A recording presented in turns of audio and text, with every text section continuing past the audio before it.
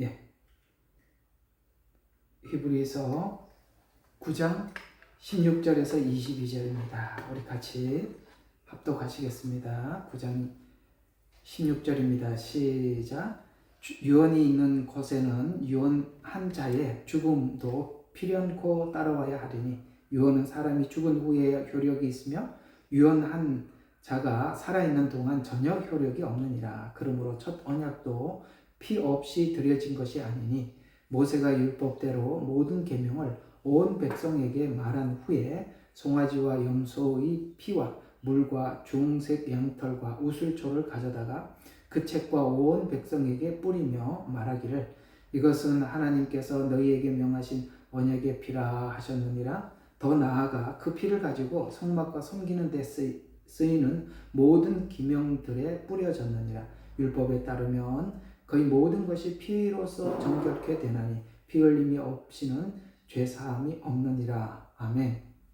자, 피 흘림이 없이는 죄사함이 없느니라. 못을 박아놨다 이거죠. 어디서?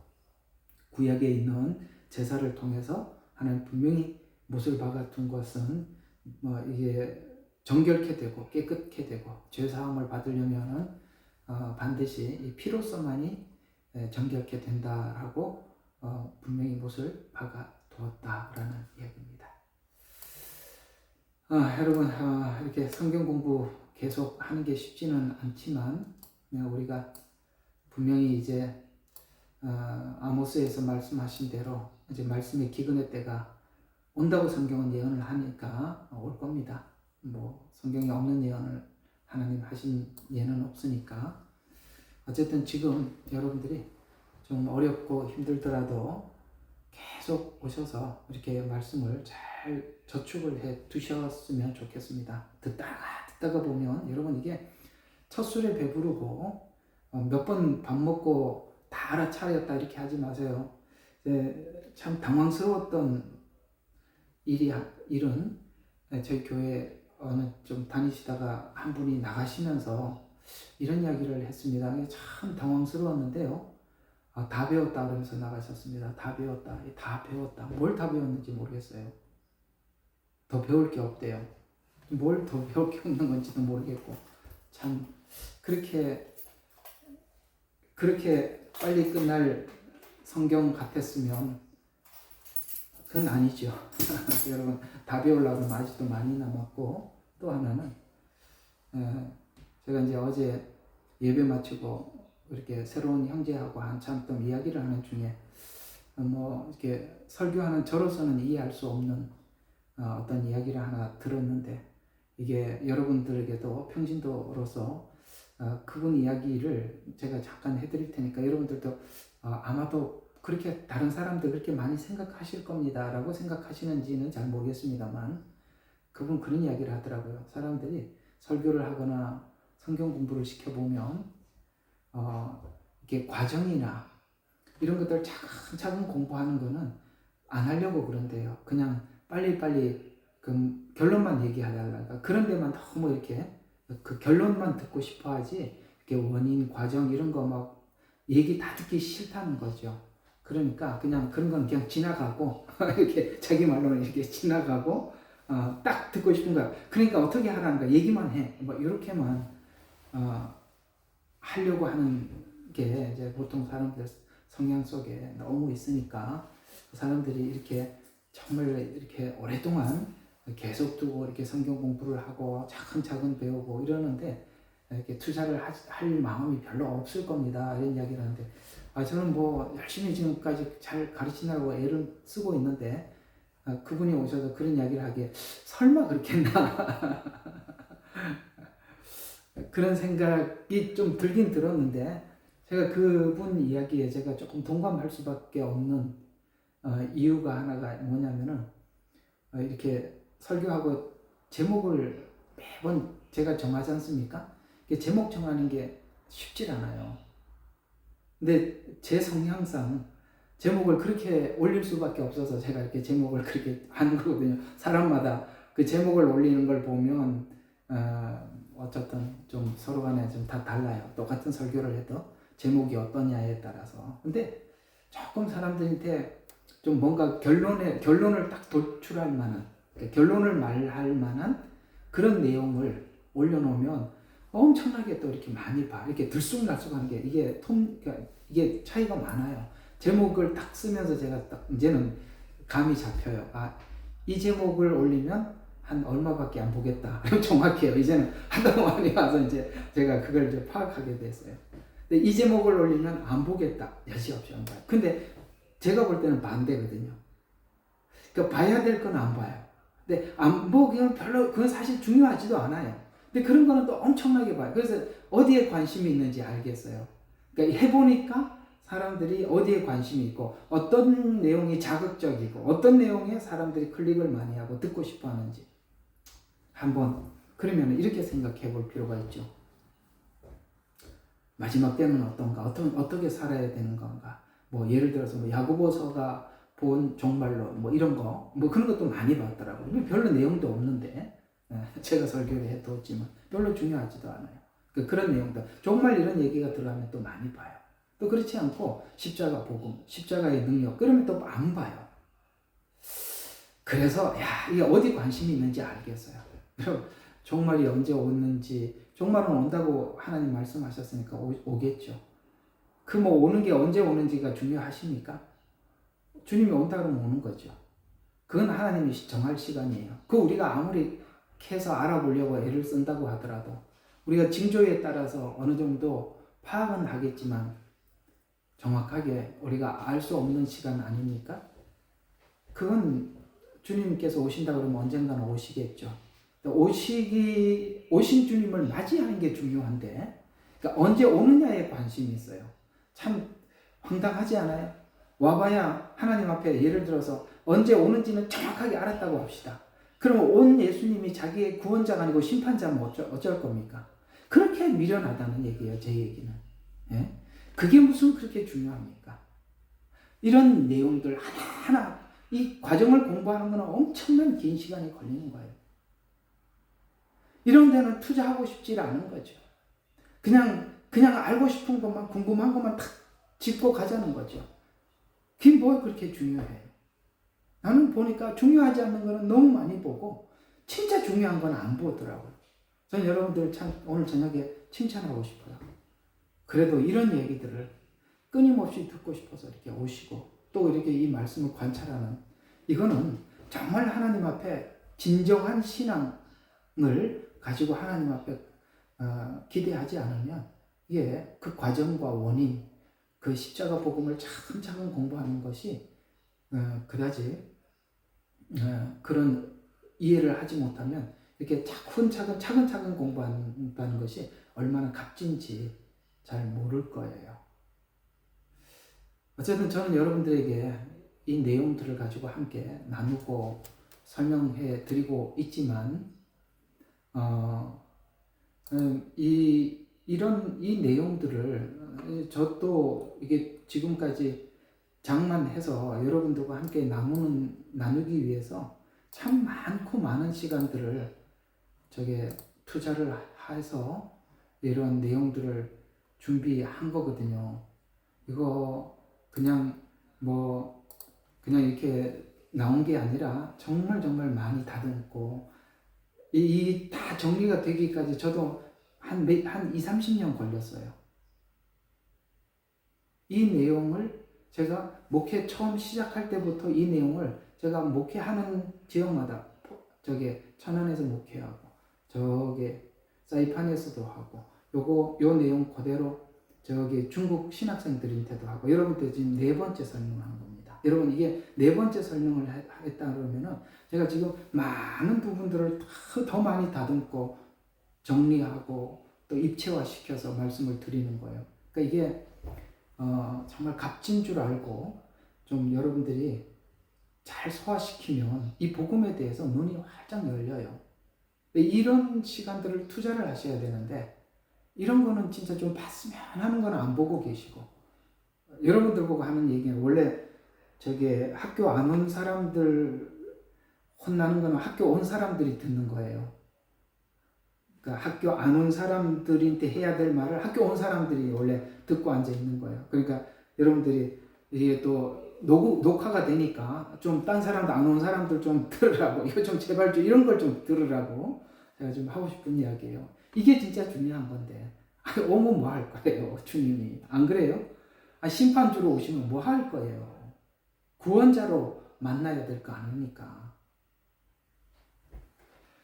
자, 오늘은 이제 번제단, 공의, 속성 이 두 번째 시간으로 여러분들과 함께 이 내용을 가지고 함께 은혜를 나눠보도록 하겠습니다. 자, 우리 구원의 확신하면은 우리 로마서 8장에 보면 누가 사랑에서 끊으리요? 라고 물었다고 뭐래? 끊을 수 없는, 그 사랑에서 끊을 수 없느니라 이렇게 사랑으로 확신했죠. 그죠? 로마서는 구원을 설명한 거고 8장은 구원의 설명이 마지막이고 뭘로 확인을 확실하게 했다고요? 사랑에서 끊을 수 없다라는 것으로 마무리했습니다. 그죠? 자, 그러면 사랑이 되려면 공의가 사랑을 받쳐주지 않는 사람은, 공의가 사랑을 받쳐주지 않는 사랑은 사랑이 아닙니다. 하나님 나라의 기초가 뭐라 그랬죠? 공의와 사랑이라는 두 기둥이 하나님 나라를 받드는 두 기둥이라고 그랬습니다. 그 중에 한 기둥만 무너져도 하나님 나라의 기초가 무너지는 겁니다. 십자가는 하나님의 사랑과 공의를 동시에 우리 모두에게 하나님께서 보여준 자리입니다. 무한한 사랑이 거기 있고 하나님의 무한한 심판의 공의가 거기 있죠. 이해가 가죠? 거기는 구원자들을 위해서, 구원받을 대상자들을 위해서 예수님께서 자기의 모든 것을 참고 우리를 사랑한 사랑을 거기서 보여준 겁니다. 그러나 그곳에서 예수님 십자가에 죽으신 죽음은 하나님께서 심판받을 자들에게 누구 하나도 열애가 없다, 예외가 없다, 심판은 매우 냉정하다, 이걸 보여준 겁니다. 만약에 그래서 사랑이 공의를 무시한 사랑이라면 그 사랑은 감정적인 사랑이 되는 거예요. 하나님께서 사랑을 못 받기 위해서 공의로 사랑을 확증시켜 놓은 겁니다. 우리는 사랑이라는 이 인간이 생각하고 있는 사랑의 개념은 하나님이 가지고 있는 개념과 이 사랑의 개념이, 인간의 사랑의 개념이 달라요. 인간이 가지고 있는 사랑의 개념은 감정적이기도 하면서도 조건적입니다. 아시겠어요? 감정적이면서도 조건적이에요. 그러니까 주니까 나도 주니까, 받으니까 나도 주고, 그러니까 주니까 또 나이 태우고, 이게 조건적이기도 합니다. 뿐만 아니라 또 감정적이에요. 그런 사랑들은 우리가 여러분, 우리는 살면서 다 공부한 거니까, 살면서 보니까 이 감정적인 사랑은 변할 수 있죠. 그러니까 하나님의 사랑이 변할 수 있다라고 생각하고 있다면 하나님의 공의를 몰라서 하는 말입니다. 하나님의 공의를 알면 하나님의 사랑이 요지부동이라는 걸 알 수 있어요. 또 하나는 하나님의 사랑에 조금도 변동이 없는 아주 확고한 사랑이라는 것을 알 수 있습니다. 이 공의를 모르면 사랑이 움직여요. 그러나 하나님의 사랑은 조금도 움직이지 않고 고정되어 있다는 것을 공의를 통해서 확인할 수 있는 것입니다.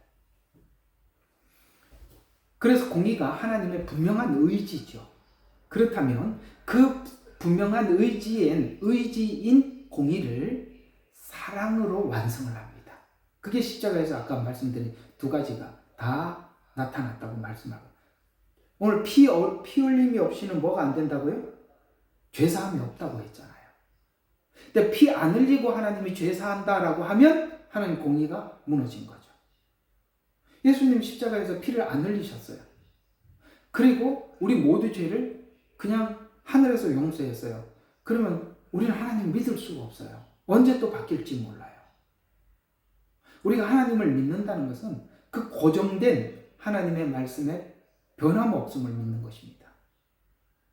그것이 사랑으로 나타나서 우리가 그 사랑 안에서 하나님의 공의를 확인한 것이죠. 뿐만 아니라 하나님께서 왜 이렇게 우리를 구원하셨냐면 하나님께서 말씀하신 그 말씀을, 공의를 우리에게 분명히 보이시기 위해서도지만 이 공의를 보여주신 이유는 우리 믿는 성도들이 의로운 생활을 하라는 거예요. 삶을 살아가라는 거예요. 우리가 사랑 안에 의로운 삶을 살아라는 거예요. 그래서 하나님의 의가 왜 그렇게 해야 되느냐면 하나님의 의가 드러나야 하기 때문에 그렇습니다. 그러니까 하나님의 의가 우리 가슴 속에 있는 하나님을 향한 사랑이 하나님의 의로 나타나야 된다는 거예요. 의로. 그래서 여러분 우리가 잘 외우고 있는 마태복음 6장에 보면 너희는 먼저 그 나라 그 의를 구하라라고 말하는 그 의는 일하라는 얘기로 자꾸 이해를 하고 있는데 여기서 말하는 공의를 이야기하는 겁니다. 그 공의는 정의예요. 정의라고 나와 있어요.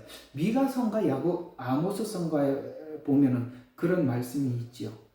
공의를 행하고 이웃을 사랑하고 온전히 하나님과 함께 하는 것이다. 이렇게 말씀하고 있잖아요. 여기서 말하는 의는 우리가 하나님의 의를, 정의를 이웃에게 실천하는 삶을 살아라는 거예요. 그래서 그 나라 그 의를 구하라는 것은 하나님의 공의로운 의를 구하는 삶을 살아라. 이런 뜻입니다. 일을 하라. 이런 얘기가 아니라 그 의를 다른 거에다 막 붙이지 마시고. 자, 그래서 이 내용이 하나님의 사랑을 공의로 해결하신 하나님 십자가 사랑을 본 자들의 동일하게 우리가 하나님의 사랑을 본 자들이 공의를 행하기 전에 뭘 가지고 이런 걸 마음에다 두고 하나님 앞에 공의를 그 공의로운 삶을 살아가게 되는데요. 갈라디아서 2장 20절과 21절에 내가 그리스도와 함께 십자가에 못 박혔으니 아시죠? 이거 다 외우는 성경 구절이잖아요. 내가 그리스도와 함께 못 박혀. 그러니까 나 죽었다는 얘기예요. 그렇죠? 함께 죽었으니까. 그래서 이 말은 조금 이 갈라디아서 교리적으로 보면 율법에 못 박고 믿음의 의로 살아났다라는 말을 그 뒤에서 하려고 한다. 십자가에 못 박았는데 뭐를 못 박았느냐 하면은 나의 율법적인 믿음을 하나님 앞에 못 박았다는 거예요. 율법은 뭐죠? 조건적이라고 그러잖아요. 항상. 아니, 그건 나 이제 그런 거는 못 박았다. 그럼에도 나는 살아있노라. 이게 무슨 말이에요? 율법에서 죽었는데도 보니까 또 율법에서 그렇게 하려고 그래요. 살아있단 말이에요. 이해가 가요? 못 박았어요. 그런데도 살아있어요.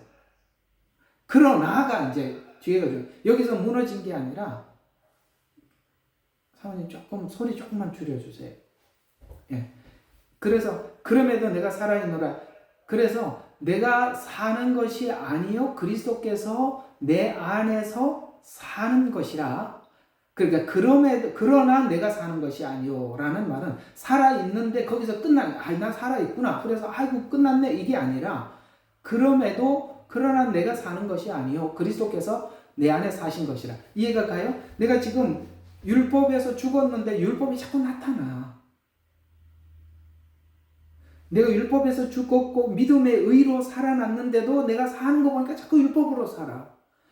그러나 나는 그걸 믿는다. 그러니까 그러나 내 안에 내가 사는 것이 아니라 그리스도께서 산다는 것을 내가 믿는다. 그러니까 자 사는 것이라. 그러니까 자 어디서 사느냐면 율법에서 죽고 나를 사랑하기 위해서 나를 사랑해서 나를 위해 죽으신 아들을 믿는 믿음 안에서 사노라. 이해가 가요? 이게 우리 현실이 두 개를 왔다 갔다 하는 거죠. 죽었는데 살아난 나를 보고 그러나 실체는 내가 그리스도 예수 안에서 죽었고 그 사랑 안에서 산다는 건 알아요. 그래서 그걸 나는 지금 뭘 하고 어떤 일을 하고 있죠? 율법에서 점점 죽어가기를 원하고 하나님의 사랑 안에서 의를 행하기를 원하는 이것이 우리 소망 가운데 매일 뭡니까? 이 둘이 충돌하고 싸워가면서 지금 뭘 하고 있습니까? 로마서 이야기가 그냥 싸워가면서 이겨가고 있잖아요. 그래서 그 이겨간 사실들이 우리에게 지금 그러니까 살아가는 삶의 경험을 통해서 지금 풍성해져 가고 있으며 지금 더 풍성해질 줄로 믿는 거죠. 됐죠? 여러분들도 그런 의미 안에서 매일매일 살아가고 있을 줄로 압니다. 그러면서 이렇게 말을 하다가 끝에 가서 이런 말이 딱 등장합니다. 나는 은혜를 저버릴 수 없나니. 이것 때문에 내가 은혜를 저버릴 수가 없어서 율법에서 계속 죽는 거예요. 은혜를 저버릴 수가 없어요. 그래서 은혜를 저버릴 수 없는 믿음이 율법에서 사는 나를 밀어내는 거죠. 그래서 율법을 밀어내고 은혜 안에서 뿌리를 내려가는 것이죠. 이게 이제 여러분과 저의 살아가는 삶 속에 일어나는 전쟁입니다. 그렇게 그게 들어올 때 우리의 의가 내 의가 되지 않고 하나님의 의를 나타내는, 그래서 너희는 먼저 그 나라, 그 의를 구하라는 그 의가 바로 이 의를 이야기하는 것입니다. 그러니까 우리가 이 내용을 모르고 오늘 갈라디아서 2장 20절과 21절 이 내용에 대한 이해가 없는 상태에서 그 의를 구하라고 그러면 그냥 율법으로 의를 행하거나 은혜로 의를 행하거나 둘 다 의라고 생각하는데, 하나님이 지금 말하는 의는 율법의 의가 아니라 이 말이에요. 그러니까 진정한 의를 행하라는 이 의는 율법을 밀어내고 내가 은혜를 저버릴 수 없는 자로서 의를 나타내는 거, 그걸 먼저 구하라는 거예요. 그래서 나는 은혜를 저버릴 수 없나니 만일 의가 율법에서 온 것이라면, 내가 지금 살아가는 의가 율법에서 온, 그리스도께서는 나를 위해서 죽은 것이 헛된 거다.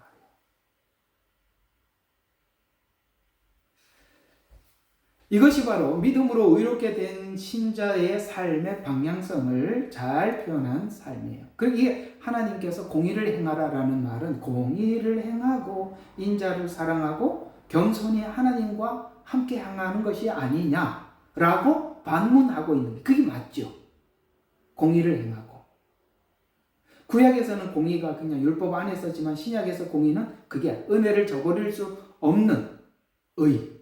그것이 성경이 말하는 십자가 이후에 우리에게 말씀하고 있는 의다.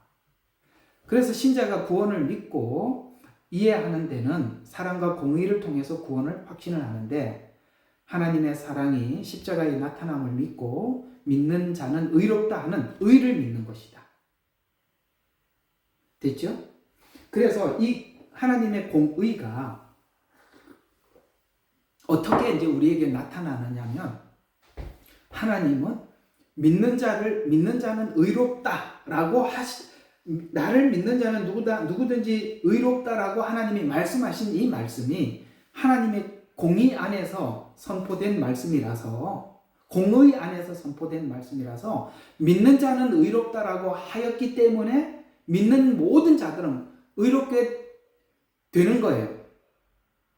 그걸 하나님이 그 말을 썼다가 지웠다 이렇게 안 한다 이 말이에요. 그게 하나님의 공의라는 거예요. 먹는 날에는 죽으리라가 하나님의 공의라면 믿는 자는 구원을 받으리란 또 하나님의 공의라 이 말이에요. 그래서 먹어서 죽었죠. 우리는 믿어서 사는 거예요. 그게 하나님의 공의라는 거예요. 그래서 우리가 무엇 때문에 구원에 대해서 확고하느냐? 내가 뭘 살아서가 아니라 하나님의 말씀에 의지해서 우리는 확신하는 거죠. 자, 그 말씀들을 하나님의 공의가 이제는 어떻게 십자가 이후에 적용되는지 한번 보겠습니다. 자, 이 말씀은 하나님의 공의로움을 증거하는 말씀이 로마서 3장 22절과 24절. 자, 곧 그 예수 그리스도를 믿음으로 말미암아. 자, 예수님을 믿음으로 말미암아. 자, 예수님을 믿음으로 말미암아 모든 자에게 미치는 하나님의 의니. 여기 말하는 이 의는 하나님이 입혀주는 의. 아까 그 조각목에다가 노수를 입혔다 그랬죠? 그러니까 입혀주는 의. 그래서 차별이 없느니라. 어떤 차별? 이 말을 했죠. 유대인들과 이방인들의 차별이 없다는 거죠. 할례를 한 사람이나 그 다음에 할례가 아예 없는, 율법이 없는 사람이 아무 차별이 없다. 모든 사람이 죄를 범하였음에 라는 이 모두는 유대인이나 이방인이나 세상 모두를 이야기하고 죄를 범하였음에 하나님의 영광, 여기서 말하는 영광은 이런 거거든요. 하나님의 모양과 형상. 처음에 지으실 때 하나님의 모양과 형상대로 지었잖아요. 그걸 우리가 죄를 지어서 다 잃어버렸어요. 그래서 영광이 이르지 못하였더니 그리스도 예수 안에 있는 속량, 값을 지불한 것. 속량으로 말미암아 하나님의 은혜로 어떻게 구원됐다고요? 값없이. 왜 이 값없이라는 말이 들어가 있을까요? 율법 때문에 그렇습니다. 율법은 조건으로 하지만 여기는 값없이 의롭다 하심을 얻은 자 되었느니라. 라는 이 말씀이 이제는 하나님의 공의가 됐다 이 말이에요. 먹는 날에는 죽으리라는 것처럼 오늘 로마서 3장 22절과 24절도 하나님의 공의가 돼서 믿는 자는 의롭게 되었다라고 했는데도 하나님이 어느 날 의롭게 될 수 없는데 이렇게 해버리면 하나님의 공의로운 분이 아니라 그럼 우리는 하나님 믿을 수가 없어요. 또 빌립보서 2장 9절에 보니까 이 의를 얻었던 바울이 이렇게 이야기합니다. 그 안에서 발견되려 하면 내가 가진 의는 율법에서 난 것이 아니고 오직 그리스도를 믿음으로 말미암은 것이니 곧 믿음으로 하나님께로부터 난 의라. 여기 로마서 3장에 있는 말씀하고 같은 이야기죠. 바울이 가지고 있는 믿음은 율법에서 난 것이 아니고 어디로? 믿음으로부터 난 의라. 이렇게 말씀하고 이것이 하나님의 공의가 되었다. 또 있죠. 이런 얘기들 너무 많아요. 고린도후서 5장 14절과 15절에 보면 그리스도의 사랑이 우리를 강권하시는도다. 우리가 생각하건대 한 사람이 모든 사람을 대신하여 죽었은즉 여기 예수님이 죽음을 이야기하죠. 모든 사람이 죽은 것이 한 사람이 대신하여 죽었은즉 모든 사람이 죽은 것이라. 그가 모든 사람을 대신하여 죽으심은 살아있는 우리로 하여금 왜 그렇게 우리를 위해서 대신해서 죽었냐면 자신을 위해서 살지 않고 오직 저희를 대신하여 죽었다가 살아나신 이를 위하여 살게 하려 함이라. 아까 말하는 의를 행하며 살게 하려 함이라. 그래서 예수님이 십자가에 죽으셨다. 갈라디아서 2장 16절에는 사람이 의롭게 되는 것이 율법의 행위로 말미암지 아니하고 오직 예수 그리스도를 믿음으로 말미암은 줄 알므로 우리도 그리스도 예수를 믿나니 이는 우리가 율법의 행위로서가 아니고 그리스도를 믿음으로써 의롭다 함을 얻으려 함이라. 율법의 행위로서는 의롭다 함을 육체가 없느니라. 이제는 하나님이 하시는 모든 말씀이 공의예요. 그러면 우리가 이제는 믿는 자 의롭게 하겠다라는 것이 하나님의 공의가 되었다면 이제는 그 사실을 믿는 모든 사람들에게 변함없이 그대로 적용이 되는 것입니다.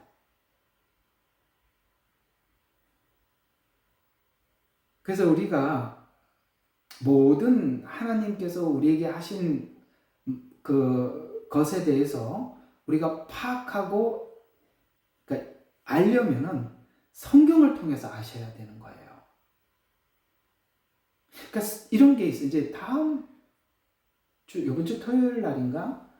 요번 주 토요일 날은 제가 이제 영분별의 은사 여러분들과 좀 할 거거든요. 영분별의 은사는 초대교회 때는 하나님께서 성경이 우리처럼 이렇게 넉넉하지가 않았어요. 교회마다. 이런 서신서들을 지금 우리가 이렇게 성경을 가지고 있는 거는 그때로 말하면 기적입니다. 요즘은 뭐 이 성경만 가지고 있나요? 성경도 읽어주는데요. 읽어주는 성경 이래갖고 요즘은 그냥 걸어가면서도 들으면서도 성경 다 할 수 있어요. 옛날에는 이렇게 성경이 우리처럼 66권이 이렇게 정해지지 않았어요. 그래서 하나님께서 영분별의 은사를 통해서 하나님이 많이 분별하게 해주셨어요. 초대교회는 그럴 수밖에 없는 상황이었어요. 그러나 지금은요, 이 영분별은요, 성경을 통해서 정확히 해낼 수가 있는 겁니다. 그래서 우리가 뭘 하더라도 무슨 구원을 이야기하든지 뭘 하더라도 우리가 성경을 근거로 하셔야 되는 거예요. 우리가 구원에 대한 이야기를 자기 마음대로 하거든요. 구원도 얘기를 하는 거 보면 아주 엉터리 너무 많아. 이렇게도 하고 저렇게도 이야기를 하는데 구원도 모두가 성경을 근거로 해서요. 그 중에 제일 중요한 게 뭐냐면 하나님의 사랑과 공의를 항상 어느 성경에서든 그게 다 나타나야 하는 것입니다. 아시겠어요? 하나님은 사랑을 말하면서도 사랑 안에 공의가 있고 공의를 말할 때도 사랑이 있어요. 공의를 대략적으로 구약 성경은 히브리어로 기록되어 있고 신약 성경은 헬라어로 되어 있습니다. 근데 왜 구약 성경은 히브리어로 썼냐면 히브리어는 어떤 특성을 가지고 있냐면 성, 수, 격이 뚜렷해요. 성, 남성, 여성, 중성, 수, 격 이런 것들이 매우 뚜렷해요. 그래서 그 법을 전달할 때는 이 법을 전달하는 데는 히브리어만큼 정확한 언어가 없어요. 왜요? 구약은 율법이었기 때문에 그렇습니다. 그래서 하나님이 히브리어를 쓰신 거예요. 사용하신 거예요. 근데 신약은 하나님의 사랑을, 그러니까 쉽게 말해서 제가 공의와 사랑을 이야기하면 구약은 공의를 설명하는, 이스라엘 백성들이 죄를 지었을 때 하나님이 분명히 심판을 해줘. 이렇게 공의를 이야기하는 겁니다. 그렇기 때문에 히브리어로 법을 적은 겁니다. 근데 신약은 이게 법으로 사랑을 말하려면 얼마나 어렵겠어요. 근데 그러니까 헬라어는 감성이 굉장히 풍부해요. 그래서 신약 성경은 헬라어로 하나님께서 우리에게 전달해 주신 거예요. 그러니까 우리가 이제 그걸 번역을 할 때도 히브리어 성격을 알고 번역을 하고 헬라어의 성격을 알고 번역을 하면 이 안에 그 감정이 굉장히 풍부해요. 신약을 보세요. 감정이 엄청 많죠. 구약에는 이런 게 없어요. 거의 아주 딱딱해요. 왜? 법이니까. 신약은 사랑이니까. 그래서 구약의 기둥은 공의고 신약의 기둥은 사랑이에요. 그러나 구약에서 공의를 말했다고 사랑이 없나요? 있지요. 죄는 죄대로 책망을 하고 심판을 하시면서 이어서 뭘 예언하죠? 이 모든 상황에서 우리를 구원하실 예수 그리스도의 보내심에 대해서 말씀을 하시죠. 그러니까 법으로 하나님이 분명히 심판을 하지만 그러나 그 심판을 누구에게 내리겠다? 아들에게 내리겠다. 이게 구약 이야기죠. 그래서 구약을 법만 이야기한 것이 아니라 법을 통해서 하나님이 그 법을 어떻게 집행하는지를 설명해 줄, 그게 제사에서 나온 거예요. 대속 여기서 나온 거예요. 속량 이런 데서 나온 거죠. 신약은 뭐죠? 그것을 실제 약속한 대로 이루신 끝이 최고 클라이막스가 십자가 사건입니다. 이것을 하나님께서 역사적으로 다 이루어 놓으시고 내가 그렇게 내가 너희들의 죄를 이렇게 용서한 것을 믿는 자는 누구나 구원을 얻으리라, 생명을 얻으리라, 이렇게 하나님이 다 하신 것을 우리에게 공포해 놓고 어느 날 했다 말았다 이러면 그게 하나님이 공의롭지 않잖아요. 여러분, 제가 드리는 말씀의 핵심은 뭐냐면 하나님의 이 말씀을 믿음으로써 여러분들이 확신을 가지라는 거예요. 공의를 가지고. 자, 그 다음 번제단이 의미하는 공의를 한번 정리를 해볼게요. 계시록 19장 11절에 보니까 번제단의 크기가 장이 5규빗, 광이 5규빗이고 정방형인데 어느 쪽이 길고 어느 쪽이 짧고 하지 않아서 공의로움을 나타내는 것인데 예수님께서 인류의 죄를 십자가에 대속하심으로 공의롭게 죄를 해결해 주셨어요. 우리 계시록 19장을 한번 봐요. 19장 11절. 자, 여기 이제 그 번제단의 공의를 이렇게 말씀하고 있는데 또 내가 하늘이 열린 것을 보니 흰 말이 보이더라. 그 위에 앉으신 분이 신실과 진실이라 불리는 의로 심판하고 싸우더라. 신실하고 진실하게 공의롭게. 그래서 의로 심판하고 싸우더라. 의. 그래서 하나님의 의가 십자가에서 완성된 의를 믿는 사람들에게는 그 사랑으로 하나님의 의가 완성이 되지만 그 하나님의 십자가 앞에서 죄 용서함을 받지 못한 사람들은 하나님의 의가 심판의 근거가 된다 이 말이에요. 그래서 하나님이 의로 심판하시는 겁니다. 그 정리를 한번 해보면 이 매우 중요한 내용인데요. 따라서 성경이 말씀하고 있는 의미의 공의란 아까 말씀드린 선악과를 먹는 날엔 죽으리라는 이 공의가 우리는 실제 그것이 역사적으로 이루어진 사실을 보았고, 지금도 우리가 확고하게 느끼는 것은 남자에게 여자에게 내렸던 재앙이 있죠. 남자는 땀을 흘려 수고해라. 여자들은 뭐예요? 해산하는 수고를 더하리리가 지금 모든 인류, 인간으로 태어나면 누구나 남자는 남자에게 준 하나님의 심판과 벌, 여성은 여성에게 준 심판과 벌이 하나님이 처음 하셨던 그 말씀대로 지금 우리 모두에게 통일하게 찾아오는 것을 보고 느끼듯이, 뿐만 아니라 모든 인류가 태어나서 죽으리라라는 말씀이 지금도 변함없이 공의롭게 하나님의 말씀 그대로 지금까지 진행되듯이, 믿는 자는 구원을 얻으리라도 창세기에 있었던 그 사실 그대로 지금까지 이어온 것처럼 이것도 그대로 된다는 거죠. 그러니까 이 내용을 한쪽으로만 볼 게 아니라 이쪽으로도 보면 확고하게 믿음을 갖게 되는 근거가 되는 것이다. 그래서 로마서 5장 12절, 그러니까 한 사람의 죄로 사망이 들어왔고, 그래서 모두에게 전달되었지만, 이걸 그 한 사람 대표성의 원리라고 그래요. 그냥 이걸 그냥 그렇게 정해봅시다. 대표성의 원리. 아담 사망, 대표성의 원리. 예수님 생명, 대표성의 원리라는 거예요. 그걸 설명하고 있어요. 그래서 똑같이 5장 12절에는 아담을 이야기했지만 15절에는 이렇게 얘기합니다. 한 사람의 범죄로 모두에게 죄인 된 것 같이 한 사람의 대속으로, 자, 여기가 뭐가 있냐면은 이게 있어요. 그냥 아담이 지은 죄는 그냥 쭉 흘러서 그냥 끝이지만 예수님의 의는 더욱더가 됐다는 거예요. 더욱더. 이게 기가 막히는 거예요. 우리 옛날에 속건제 배웠지요. 속건제는 보상이 있다 그랬죠. 하나님께서, 예수님께서 십자가에 죽으심으로 그냥 사망에서 생명으로 옮겨진 정도가 아니라 뭐가 있죠? 보상이 있다 그랬잖아요. 속건제 했잖아요. 내가 막 그게 엄청 중요하다고 막 여러 번 외쳤습니다. 더욱더. 그게 바로 더욱더예요. 그러니까 사망에서 건진 정도가 아니라 사망에서 건진 그것이 나중에 뭘 만들어요? 주님은 우리를 위해서 처소를 준비하고 계시고 우리는 신부로 준비하고 있고 그 둘이 만남이 영원히 이해가 가요?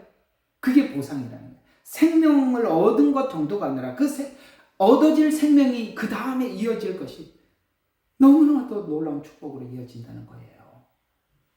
그게 그래서 이 로마서에서는 이 제사, 바울이 누구예요? 구약에 대해서 정통한 사람 아닙니까?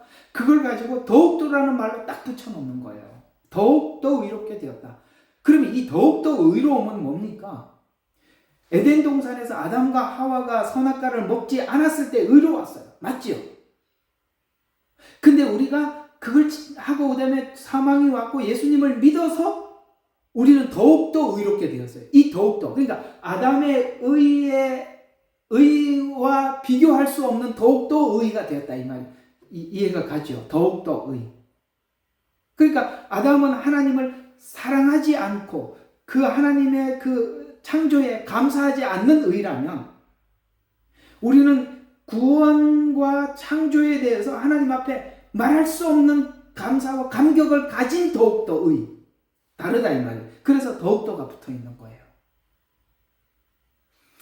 그래서 이런 이야기가 이렇게 돼요. 그 더욱더가 한 사람의 죄와 사망이 들어왔고 한 사람의 의가 모든 사람들에게 미치는 공의가 4장 22절과 25절에 보니까 믿음으로 의롭게 여겨진 의는 그분을 믿는 자 모두에게 의로 여겨진 의가 다시 일으켜질 것인데 이렇게 언제 우리가 이 의가 얻어졌는가 하고 우리가 예수를 믿고 의롭게 되고 난 뒤에 하나님께 다시 성경을 통해서 확인해 보니까 우리가 언제 의롭게 되었더라고?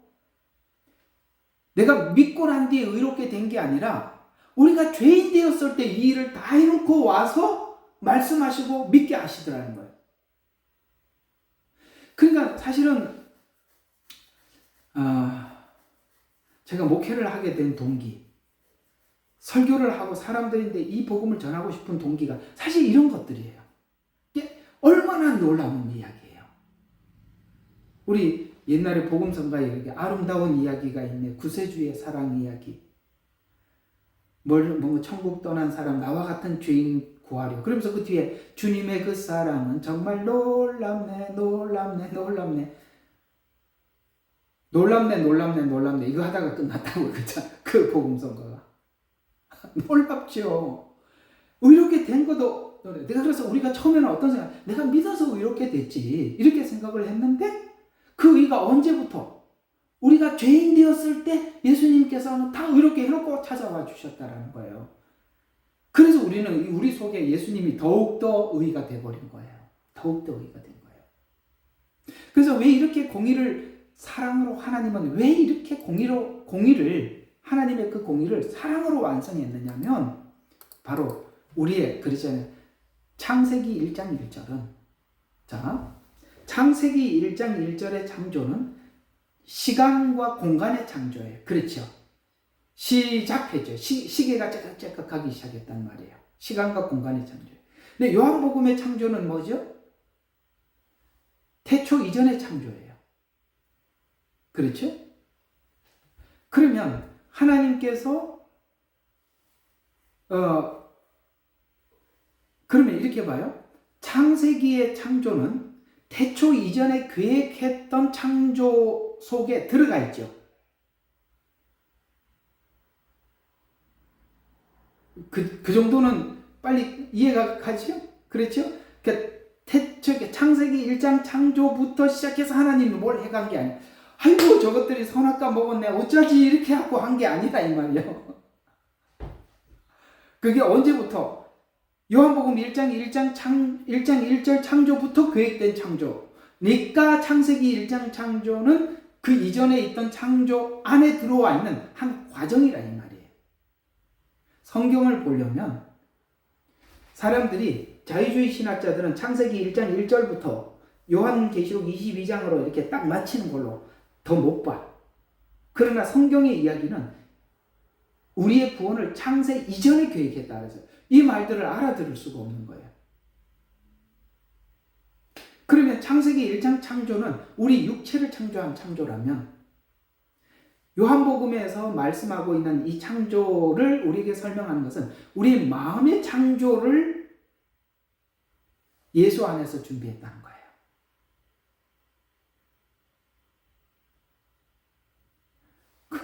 내가 늘 말씀드리는 거지만 이 창세기 창조는 말로 했어요. 근데 하나님은 우리 마음의 창조는 죽음으로 하신 거예요. 우리 마음의 창조가 얼마나 위대한지 아시겠습니까? 왜 하나님이 공의를 사랑으로 완성을 했냐면 바로 우리의 마음을 창조하기 위함이에요. 그래서 로마서 6장 1절과 4절에 그런 말씀이에요. 로마서로 한번 가봐요. 마음의 창조. 로마서 6장 1절과 4절. 그런즉 우리가 무슨 말을 하리요? 은혜가 넘치게 하려고 죄에 거하겠느냐? 죄 때문에 은혜를 처음 받았죠. 그러니까 내가 계속 은혜를 받으려면 계속 죄를 지면 은혜를 주겠지? 이렇게 이제 질문을 하는 거예요. 왜냐하면 여기 로마서는요, 우리가 질문할 내용을 미리 던져놓고 뒤에 답을 하고 던지고 답을 하고 이렇게 돼 있거든요. 그러니까 요거는 죄 때문에 은혜를 받았구나. 그럼 죄 지으면 은혜 받겠네? 라는 답을 하려고 하는 거예요. 그래서 이제 한번 하나님 질문을 한번 들어봅시다. 은혜가 넘치게 하려고 죄에 거하겠느냐? 이렇게 물었어요. 근데 그 십자가 아래서 하나님께서 죄를 용서받은 우리가 만약에 또 죄를 짓는다면 예수님을 십자가에 다시 못 박는 것 같은 일을 하고 있는 거 아니겠어요? 예수님을 다시 십자가에 못 박는 것 같은 그런 행위 아니겠어요? 그래서 이렇게 대답하는 거예요. 결코 그럴 수 없느니라 라고 말이 뒤에 바로 따라 나온 거예요. 이게 뭐예요? 마음의 창조예요. 그러니까 선악과를 앞에다가 갖다 놓고 먹으라고 갖다 주는가. 옛날에는 매달려 있는 걸 가서 자기가 먹었지만 사단이 유혹을 해서 선악과 갖다 놓고 이거 먹을래? 하면 아유 그럴 수 없느니라 이렇게 됐다 이 말이에요. 하와는 따먹었는데 우리는 그럴 수 없느니라 이렇게 됐단 말이에요. 결코 그럴 수 없는, 거기에 그냥 그럴 수 없어요 이런 정도가 아니라 결코 그럴 수 없느니라 이렇게 대답이 나오더라 이 거예요. 아까 갈라디아에서는 뭐라 그랬어요? 은혜를 저버릴 수 없나니 이렇게 말했는 것처럼 결코 그럴 수 없느니라. 아시겠어요? 자발적으로 죄를 거부하는 자유의지, 이 말이 되는 거예요. 그래서 죄에서 죽은 우리가 어떻게 더 이상 더욱더가 뭔 말인지 아시겠어요? 더욱더 아까 말한 더 이상 그 가운데 살겠느냐? 예수 그리스도 안에서 침례를 받은 우리가 그의 죽으심 안으로 침례를 받은 것을 알지 못하느냐? 그분과 함께 죽은 거 네가 모르느냐?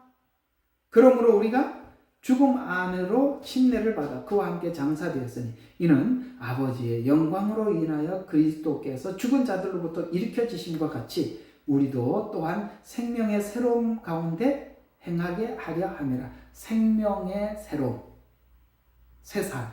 우리가 그래서 거듭난 자의 새삼. 이게 무슨 이야기라고요? 자발적인 거부. 결코 그럴 수 없느니라. 자발적인 거부를 하기 위해서 생명의 새로움 가운데 행하게 하려고. 그래서 하나님께서는 우리의 죄를 공의롭게 그리고 사랑 안에서 해결해 주셨다. 그래서 우리가 더욱더가 되었고 결코 그럴 수 없느니라 라는 마음의 새 창조가 우리 안에서 일어났다. 이렇게 하려고 하는 것을 언제 계획했다고? 창세기 1장 2절, 1절 이전에, 창세 이전에 하나님께서 이 모든 계획을 가지고 창조하시고 그 다음에 이렇게 있었다라는 것이에요. 그럼 우리가 또 이런 생각을 하죠. 그럼 우리는 그냥 하나님의 기계네? 무슨 기계예요? 하나님의 기계라면 하나님이 우리 마음을 강제로 바꿔놔야죠. 그래야 기계죠. 부품 갈아 끼운 게 아니잖아요. 우리를 이해시켰잖아요. 그래서 우리는 기계가 아니에요. 우리를 이해시켰다고요. 십자가에서. 이렇게 질문하는 사람들의 마음이 나쁜 거예요. 그렇게 묻는 사람들이 보통은 있어요. 이렇게 하면 그럼 뭐야? 아이고 참, 우리는 뭐야? 우리는 아무도 아니네. 만약에 하나님이 우리를 그 정도로 취급했더라면 컴퓨터를 만들어갖고 했죠. 여기다가 수만 대 만들어 놓고 요새 뭐 만들어 놓고 똑같이 말해 움직이자. 그게 무슨 찬양이냐? 그게 무슨 찬양이냐고. 제가 저번 주에 말씀드렸나요? 인간의 주권, 하나님의 주권과 인간의 자유의지의 반응. 그게 신비로운 거라고요. 그래서 구원에 대해서 분명히 이해하는 만큼 성도들은 로마서 14장 7절과 같이 내가 결코 그럴 수 없느니라가 이제는 우리 신앙 고백에서 확고하게 이렇게 뿌리를 내려서 신앙 고백하더라. 7절과 8절, 14장 7절과. 자, 이는 우리 중에는 아무도 자신을 위해서 사는 사람이 없고, 그렇게 돼버렸죠. 우리는 이제는 그렇게 돼버린 거예요. 그죠? 자신을 위해서 사는 사람이 없고 자신을 위해서 죽는 사람도 없기 때문이라. 우리가 살아도 주를 위하여 살고 죽어도 주를 위하여 죽나니 그러므로 살든지 죽든지 우리는 주의 것이다. 그러니까 살아있을 때도 주의 것이고 죽고 난 뒤에도 주의 것이니까 그 죽는 거 걱정 내지 마세요. 그러니까 죽어도 주의 것이에요. 그래서 이렇게 됐다. 이게 마음의 창조의 변화라는 거예요. 그래서 하나님이 우리의 죄를 그렇게 아들을 통해서 공의롭게 처리한 거예요. 우리에게 더 신뢰감을.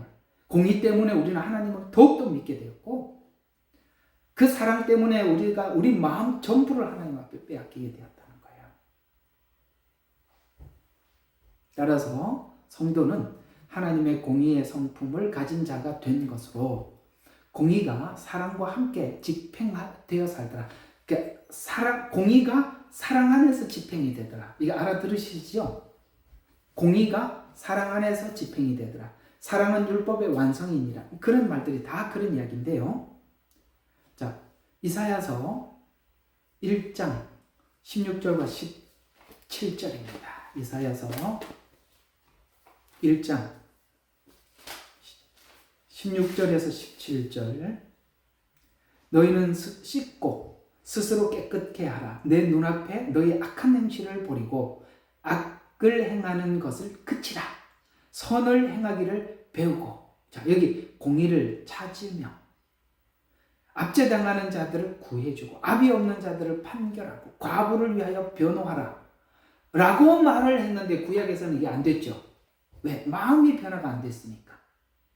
이게 하나님이 우리에게 원하는 공의가 자발적으로 여기까지 가라는 것인데, 이것이 우리 마음이 하나님 안에서 공의와 사랑이 확인되고 믿어지지 않으면 그게 불가능해요. 그래서 말라기는 하나님과 이스라엘 백성 사이에 하나님이 너희들이 나를 사랑한 적이 있느냐? 그러니까 언제 우리가 사랑 안 했는데요? 이렇게 둘이 너무 우리 부부들이 이혼하기 직전에 하는 말 똑같은 이거 이혼할 때 이혼장에 써여져 있는 게 말라기 그대로 다 나와 있어요.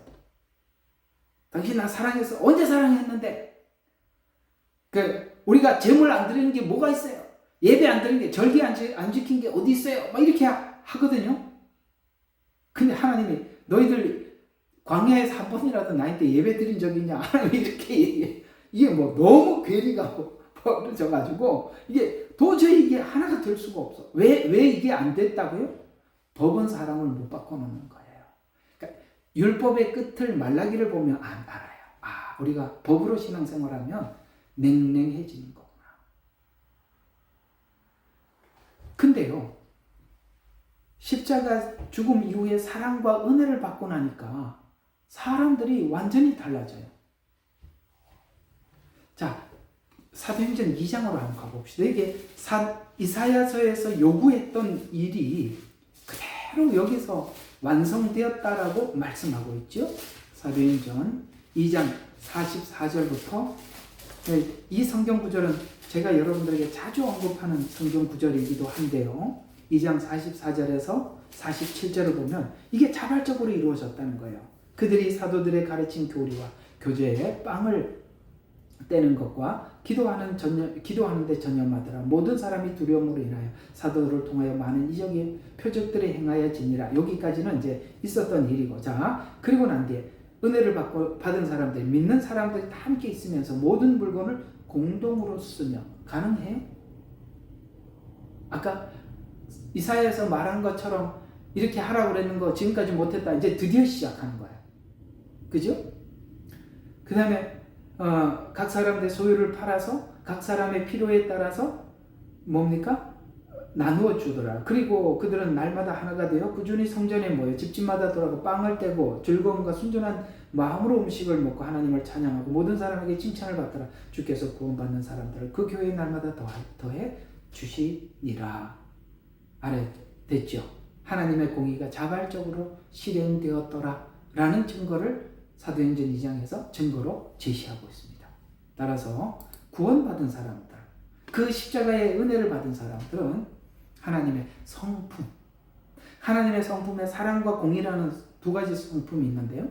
그 성품이 정의, 공평, 그 다음에 정직, 그런 성품들이 나오더라. 사랑 가운데 자발적으로 나오더라. 이게 성경의 얘기예요. 그래서 성경에 있는 창세기 창조는 짧게 하나님 보시기에 좋았더라라고 끝이에요. 그 이후에 하나님이 사람의 마음을 바꾸는 작업을 성경 전체를 통해서 하시는 거예요. 그래서 시편은 그런 말씀을 하시는 거예요. 사람은 존귀하나. 하나님이 굉장히 존귀해요. 그 자유의지가 하나님께 돌아가면 인간의 존귀함은 하나님과 동급이에요. 사랑은 사람이 짐승과 사랑할 수는 없어요. 짐승을 동정하는 거지. 그게 무슨 사랑이야? 그건 동정이지 사랑이 아니죠. 격이 다른데 어떻게 사랑을 하겠어요? 격이 다른데.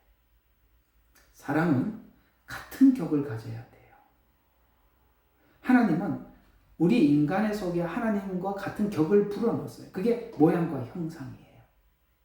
그걸 회복시켜서 사랑을 교제를 대화자 말이 통한다니까 사람하고 하나님이 대화자로. 그래서 욥을 불러서 나하고 대화 한번 얘기 한번 해보자 그러잖아요. 여러분 인간에게 그랬지 누구한테 하나님이 대화하자 그랬어요? 내가 묻는 말에 대답 좀 해봐라. 이런 거 누구한테 해요? 사람한테 한다고요. 그러니까 여러분들이 예수님을 믿고 나면 얼마나 가치 있고 존귀한 존재인가. 그래서 어디 가서 그 유치하게 살지 마세요. 당당하게 사세요. 돈이 사람의 격을 끌어올리는 게 아니라 우리가 내가 누구에게 속해 있느냐, 누구의 사랑을 받느냐에 따라서 인간은 다른 거예요.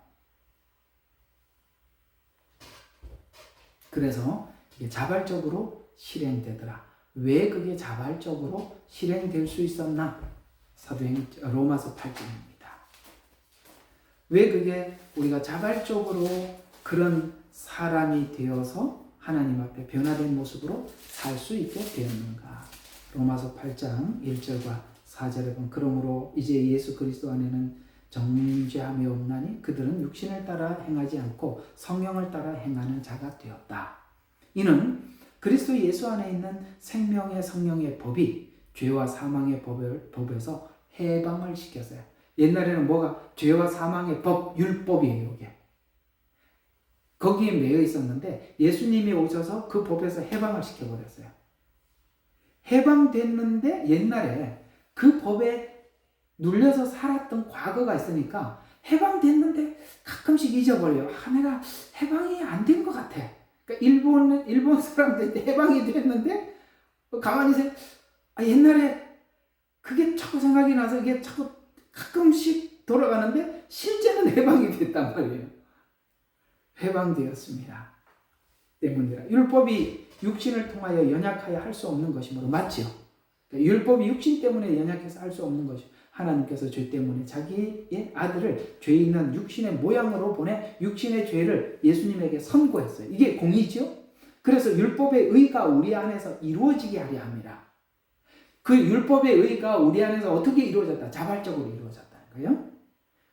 그래서 우리 안에서 이루어지게 하려면 우리는 육신을 따라 행하지 않고 성령을 따라 행하는 자들이라 그렇게 됐다는 거예요. 해방되었으니까 그 자들이 된 거야. 그렇지만 이제 아까 말씀드린 것처럼 가끔씩 이게 해방됐다가 해방이 안 된 것처럼 그러니까 내가 그리스도와 함께 십자가에 못 박혀 죽었지만 살아났다 죽었다 이건 여러분들이 느낄 수는 있지만 본질적으로 해방되었다 이렇게 말씀하고 있는 것입니다.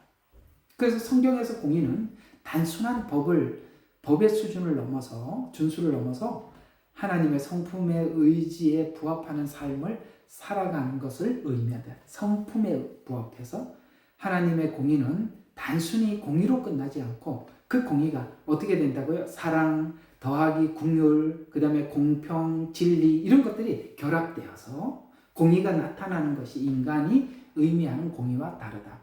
구약의 공의가 나타난 부분은 고아와 과부를 돌아보고 빈민에게 공평하게 대하라는 것을 포함하는데 이 공의가 하나님이 인간을 보실 때 인간이 하나님을 볼 때 서로 의로운 공의. 이게 무슨 말이죠? 하나님은 이렇게 얘기하거든요.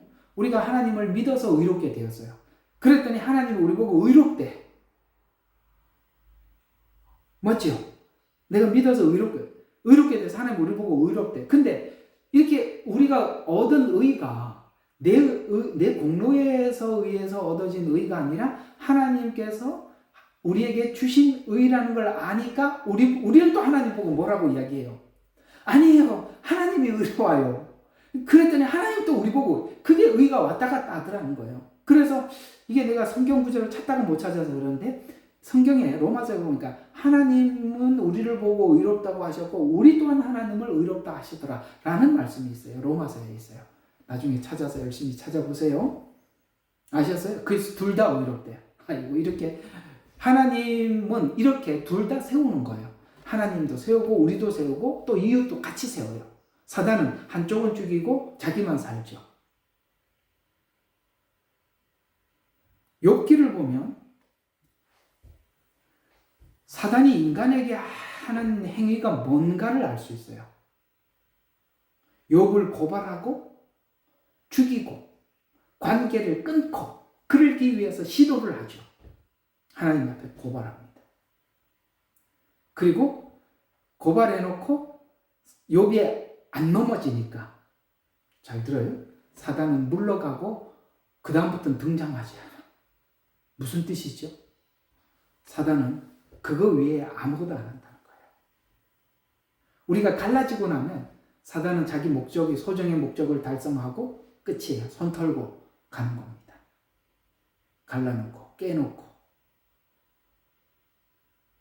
그러니까 우리가 뭔가 사회 속에 들어와서 서운한 생각이 들고 관계를 깨트리기 위한 생각들이 밀려 들어온 것은 그걸 여러분들이 급구 거부하셔야 돼요. 그걸 받아들이고 그거는 지금 사단의 생각을 전부 다 수용하겠다는 거거든요. 그리하면 아니 되옵니다. 아시겠사옵나이까? 그리하시면 아니 되옵니다. 그런 것들은, 그런 생각들은 무슨 방도를 써서라도 물리쳐야 하고 밀어내야 하는 것입니다. 그래서 이 공의가 하나님이 보실 때, 인간이 볼 때 서로 공의로운 의미는 미가서 6장 8절인가 하나님께서 내게 요구하는 것이 무엇이냐? 정의를 행하고. 여기 이제 오늘 말씀드린 그 공의를 자발적으로 행하고, 그 다음에 행하고 인내를 사랑하고 겸손히 내 하나님과 동행하는 것이 아니냐.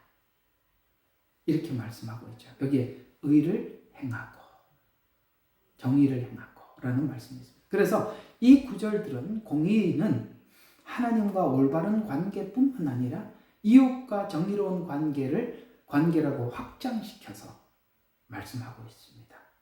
하나님은 예수님을 십자가 위에 올려놓으시고 아주 냉정하게 공의를 집행했죠.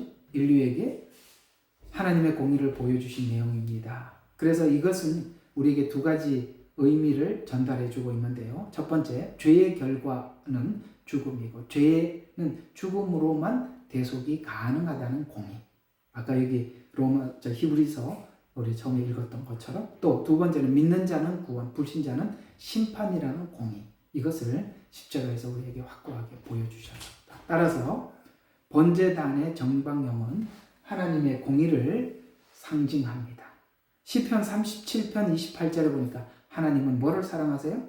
공의를 사랑하시고 이렇게 나와 있어요. 또 에레미야서 11장 20절이니까 공의로 판단하신다. 그러니까 우리가 이 의로운 생활에 대해서 우리가 버릴 수 없어요. 그러니까 이런 생각을 버리셔야 돼요. 목적을 위해서 과정을 아무렇게 해도 된다. 하나님의 속성과 전혀 맞지 않아요. 인류를 구원하기 위해서 하나님은 아무렇게 구원해도 좋다. 그러면 와서 십자가에 하나님이신 예수님이 죽으실 필요가 없었죠? 그렇죠? 그렇지 않습니다. 그래서 죄 문제 앞에서 번제단은 누구도 이 공의, 곧 번제단을 지나치지 않고는 성소로도 갈 수도 없고 그 다음 지성소로도 갈 수 없어요. 공의가 반드시 공의의 값을 치러야 하는 것입니다. 로마서 5장 26절. 알겠습니다. 자, 그래서 가톨릭에서 말하는 구원관이 성경과 다름을 여기서 밝힐 수 있는데요. 죄의 문제는 각자가 십자가 앞에서 용서받은 공의가 있어야 하는 것인데, 마리아의 간청으로 연옥에 머문 자가 동정녀 마리아의 간청으로 천국에 갈 수 있다는 것은 하나님의 공의를 아주 무시한 처사입니다. 우리 나중에 이제 이단에 대해서도 하나하나 살펴볼 텐데 그 이단이 얼마나 기가 막히는지 말로 다 형용을 할 수가 없습니다. 그래서 이 공의 여기까지 하나님의 공의로 한번 번제단을 여러분들에게 말씀을 드렸고, 자, 아까 여러분들에게 그 찾지 못했다는 성경이 로마서 6장 25장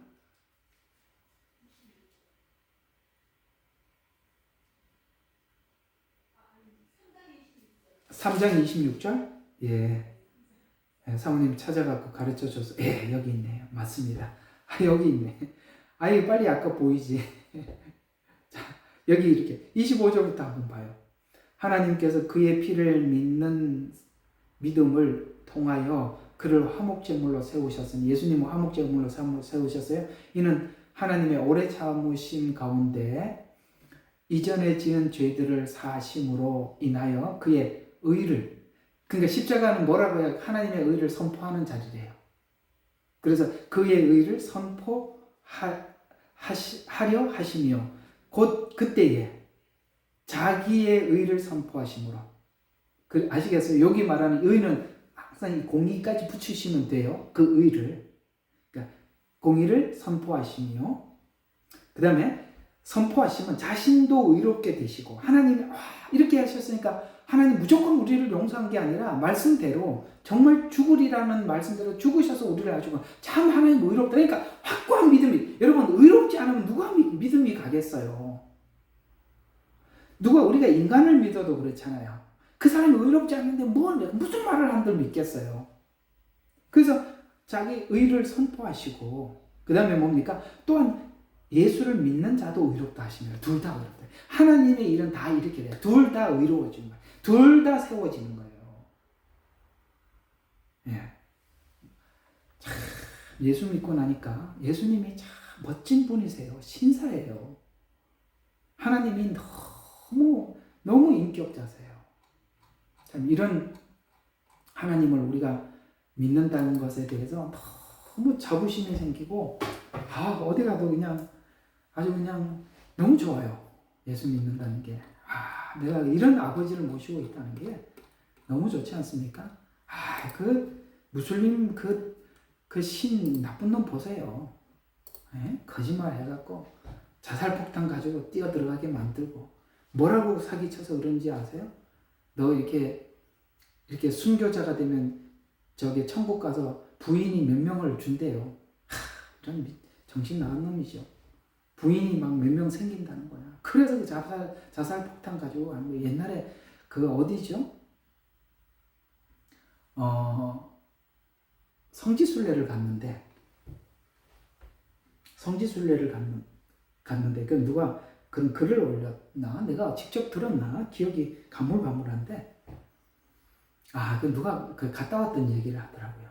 갔다 와서, 여러분 그 성지순례 가면 그 시내산 올라가는 그 과정이 있어요. 거기 가려면은 밤 11시쯤 돼서 이제 숙소에서 출발을 해야 돼요.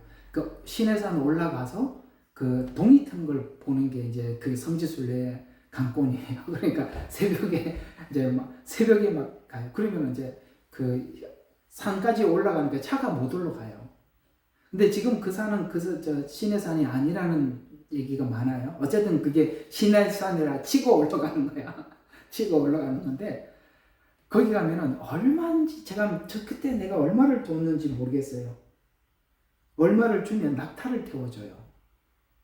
걸어 올라가기에는 완전히 그 험한 길, 우리가 첫 길이라 위험하거든요. 돌산이라서. 그러면은 낙타를 타고 올라가는데, 난 끝나고 내려오면서 내가 세상에 낙타가 올라갔던 길이 그렇게 절벽인 줄, 그게 밤이니까 몰라서 갔던 거지. 알면은 못 갔을 거예요. 정말 천길 낭떠러지인데 그 사이로 올라갔더라니까요. 그 낙타에서 졸지 말라고 엄청 그러더라고요. 한 사람이 붙잡고 가거든요. 낙타를 한 마리를. 근데 졸면은요, 그 떨어졌다가는 낙타도 높잖아요. 그 밑에 절벽으로 떨어질 수 있어요. 근데 올라가는데 그 영어를 조금 하는 자매가 이렇게 그 낙타 이렇게 끌고 가는 사람이 예뻐 보였나 봐. 그래서 너 결혼했냐? 결혼 안 했으면 나한테 이렇게 와서 시집 올 수 있냐? 이렇게 묻더래요. 그랬더니 하도 기가 막혀서 왜 그러냐고 물어봤더니 자기가 낙타가 몇 마리가 있다고 그러더라. 재산이 많다는 거죠. 낙타가 여러 마리가 있는데 부인이 셋밖에 없대. 네 번째 부인으로 오라. 이게 무슬림이야, 무슬림이야. 예? 이게 인간이냐고. 그 여성들을 뭘로 생각하는 거예요? 이게 아시겠죠? 우리 지금 이제 이거 어떻게 하다 그쪽 이야기로 갔는데 하나님께서 이스라엘 백성들에게 시내산에서 십계명을 주잖아요. 율법을 주잖아요. 지금 이 율법은 그 배경을 알고 보면 기가 막히는 이야기예요. 옛날에는 성 안의 사람들이 성 안에서 보호를 받고 살아야 해요. 사람이 많지 않고 야생 동물들이 너무 많아서 성 밖에 살면 언제 짐승에게 해를 당할지 못 사는 거예요. 그러니까 어쩔 수 없이 성 안에 살아야 돼. 근데 그 성 안에 살려면 성주, 그때 말하면 영주라 그러죠. 그러니까 성주와 계약을 맺어야 돼요. 그 계약이 기가 막혀요. 어떻게 계약을 맺냐면 초창기에 제가 이제 그 옛날에 내려온 그 어떤 역사의 그 전승에 의하면 내가 농사를 지어서 영주에게 대부분 다 바쳐야 돼요. 자기가 먹을 수 있는 식량은 정말 얼마 안 돼요. 정말 나쁜 영주들은 그 옛날에 그런 영화들, 영국 영화, 고대 영화 같은 거, 중세 시대 때 영화, 영주 시대 때 영화를 보면은 아주 나쁜 영주들은 그 가족의 딸을 결혼을 시키려면 영주에게 먼저 가서 자고 신랑에게 보내요. 그건 뭘 의미하냐면 이 안에 있는 사람들은 전부 다 자기 씨라는 거예요. 이런 부당한 계약도 해야만 했었어요. 왜? 아까 말씀드린 것처럼 성 밖에서 살면 생명을 보장받을 수가 없어요. 그래서 하나님께서 나는 너의 하나님이 되고 너는 내 백성이 되리라 라는 조건에서 십계명을 꺼내놓는 것은 그 당시 영주들의 계약서와 하나님의 계약을 뒤로 비교해보라 이 말이에요. 영주들은 너무 비인격적이죠. 하나님은 그 십계명이 하나님만을 위한 겁니까? 아니면 하나님만을 바라봤을 때 우리에게 유익하다는 것입니까? 그것은 사실 십계명을 보면 다 우리를 위한 법들이에요. 그렇죠? 거짓말하지 마라. 이게 다 우리를 위한 거잖아요. 그죠? 이 계명들은 전부 다 사실은 우리를 위해서 준 법이에요. 그러니까 그 하나님의 인격성과 그 당시 영주들의 그 부당성을 비교해서 그 십계명을 하나님 이스라엘 백성들에게 줘요. 그래서 너희들이 이걸 지키면 내가 너를 보호해 줄게. 그 보호라는 약속이 나오는 거예요. 그래서 너는 내가 너의 왕이 되고 아시겠죠? 영주가 되고 그 당시 그 사람들 금방 알아들어요. 그게 영주가 되고 너는 내 백성이 되리라. 이제 아시겠습니까? 그 말이 그 뭐 막연한 이야기가 아니라 그 당시 그걸 받아들이는 사람들은 그런 배경 속에서 하나님 계명을 주신 거라 이 말이에요. 지금도 우리가 있는 많은 종교들을 보세요. 다 조건적이잖아요. 이렇게 하면 이걸 준다 그러는데 이것을 하면이 얼마나 악랄한 거예요. 이것을 하면이 그 조건들이. 저 여러분이 믿고 있는 그 하나님이 얼마나 인격적이고 얼마나 존귀하신 분인지, 왜 그분이 영광을 받기에 합당하신 아버지신지 우리가 예수님을 알면 알수록 우리가 그것이 보여지는 것입니다. 이 은혜가 여러분들에게 부어지시기를 주의 이름으로 축원합니다. 자, 우리 오늘 들은 말씀을 놓고 잠깐만 좀 기도하고 마칩니다.